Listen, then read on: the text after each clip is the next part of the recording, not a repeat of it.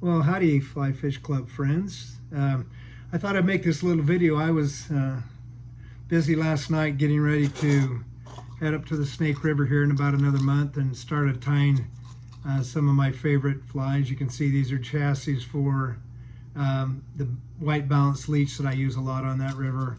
And as I got sitting down thinking about tying these flies, normally what I've done in the past is I take, this is the pin that I normally use, and I'll take this pin and a size, and you can see, I'll put this in my vise here so you can actually see it, but you can see that I use this is a size 8 fulling mill hook, and you can see how much too long this pin is to this hook. And so, you know, normally you would have that sticking out about that far with a bead on the end, so you can see about how much needs to be cut off there. Well, I normally would cut one and then I'd do one at a time, one at a time, one at a time. And I thought, that's stupid. So what I did last night is I figured out how long I needed these things. It seems pretty simple. I hadn't figured this out before.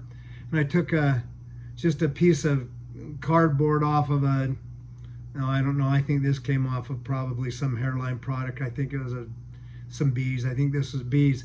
And I basically cut this thing the length or the width that I would want to have, and I don't know if you guys can see this or not, but would want to have that thing cut to. So basically what I do is I would take that big long pin, and you can see I would put that big long pin right there behind that little card, and then I would take my little,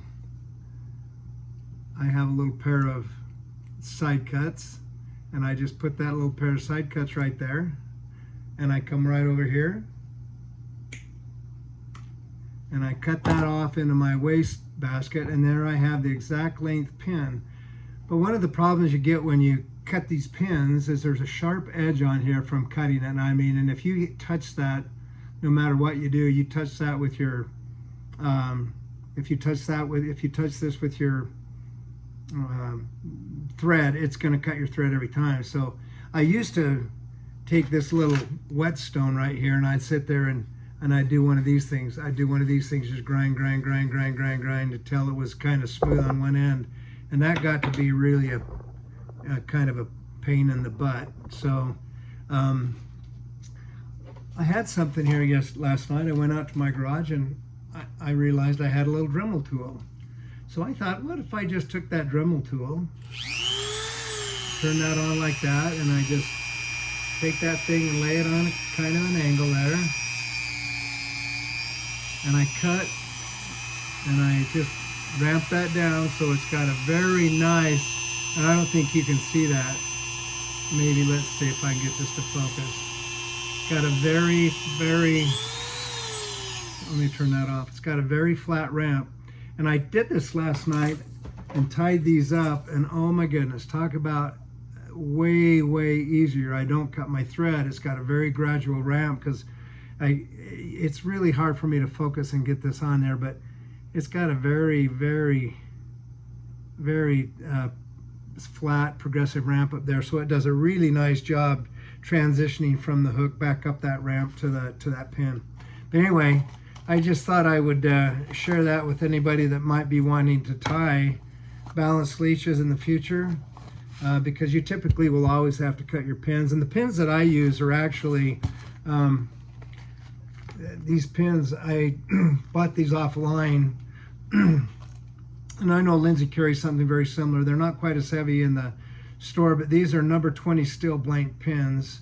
And I think I bought a half a pound of these for 16 bucks or something like that, which I don't know if you guys can see in there. That's, I don't know, 1,000 pins, maybe 500, 1,000, more than I'll probably ever use the rest of my lifetime. But anyway, just another fly tying tip. If you're tying balanced leeches, something that makes it a little bit easier to get your pin ready. And you can tie, last night I tied up 12 of these chassis in about, oh god, I don't know, probably 20 minutes, which is probably 2 or 3 times faster than I normally would tie them without kind of getting a production system going. So anyway, when you're tying, think about production. If you're tying a lot of something, if you're tying a couple, not maybe as big of a deal.